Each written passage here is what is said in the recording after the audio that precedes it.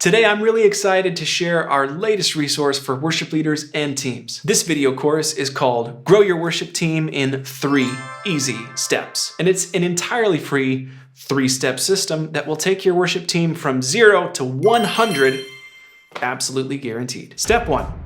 Grow your volunteer pool. It's an absolute certainty that your church congregation includes at least 30 Grammy-nominated session musicians who have been attending your church undercover for years, but would also be completely ready and willing to volunteer 2 to 3 times every week the moment you ask them. But before you can ask those 30 Grammy-nominated session musicians to volunteer 15 to 30 hours of their time week in and week out, you must first make sure that your audio equipment is up to the task. So, it's time for Step 1A. Completely redesign your entire sound system. You may think this isn't necessary, but it totally is. In order to actually grow your worship team, it's essential that you're using the same line array as Taylor Swift took out on her recent Eras tour. If the audio engineer who designed her speaker configuration already attends your church, you can just ask them exactly how they did it. If they don't already attend your church, you might consider looking them up online and inviting them. While you wait for said professional audio engineer to respond, you can move on to Step 1B, find a local systems integrator. It's very likely that you can find these systems integrators in your phone book, or if your job description on LinkedIn says worship leader, by visiting the spam folder within your LinkedIn direct messages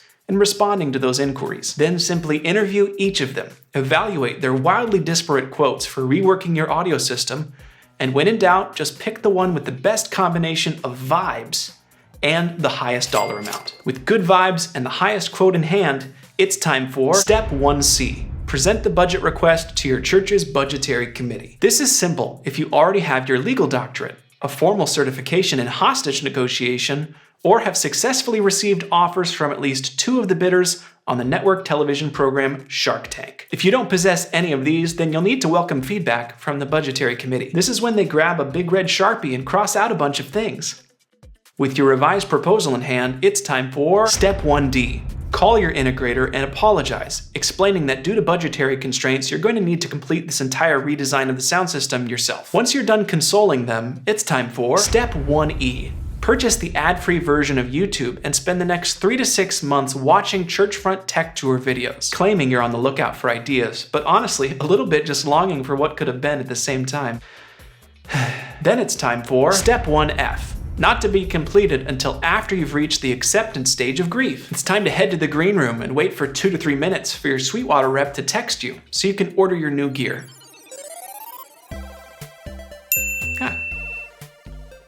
That was fast. Now it's time for Step 1G. Begin installing your new equipment, keeping in mind that along the way you'll undoubtedly uncover at least 3 bare electrical wires, 1 or 2 major problems with the infrastructure of your drum cage and or the entire stage itself. Oh, and that you'll need to fit this entire redesign in between Sunday service and Tuesday night alpha course. So you'll need to work roughly 48 non-stop hours in order to meet this deadline. After that, it's time for Step 1H. With all your new equipment now installed, it's time to fully read all of the manuals to ensure you fully understand all the nuances and details. Now that this first easy step is completed, it's time for Step 2. And remember, in this 147-hour-long course, there are only 3 easy steps total. So why don't you crack open another LaCroix from that 24-pack that was listed as a prerequisite for enjoying this course, and Step 2. Audition and train your volunteers. Now that you've invested the equivalent of several worship team pizza nights into new equipment for your band, it's time to host open auditions and train volunteers. And of course, that means it's time for Step 2B. Tell the pastor's kid they need to practice more before they're going to be able to join the band. This won't cause any problems. Just in case it does, remember these 5 words.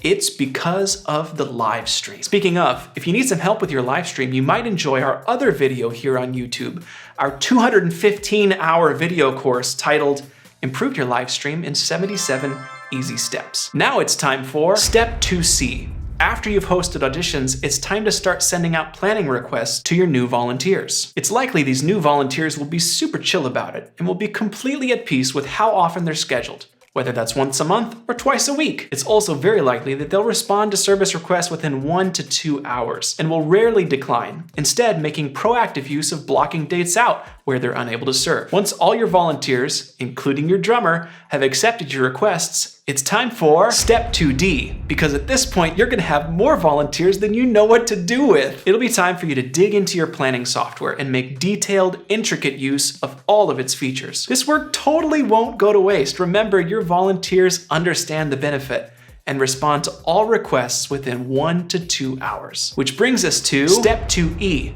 Put together detailed service orders with all of the resources your team might need, including audio demos per key, broken out harmony parts, references for guitar and keys, notes for the drummer, handwritten Nashville charts, full sheet music for your classically trained pianists, guitar tabs transcribed for each individual guitar part, descriptions of the color palette your full-time lighting director should lean into per section of each song, and of course, keys patches you've designed from scratch for every part of the set list. Plan for your volunteers to spend an amount of time with all these resources you provide that ranges between multiple hours of practice at home on the top end and casually playing the set list for the first time, streaming Bluetooth from their phone while they're driving to rehearsal on the low end. Either way, it's a win for everyone, and that means it's time for Step 2E. Use in-ears, play to a metronome, and use tracks. Because of your significant investment in new gear by this point, you should have all the resources you need to onboard all your volunteers to using in-ears,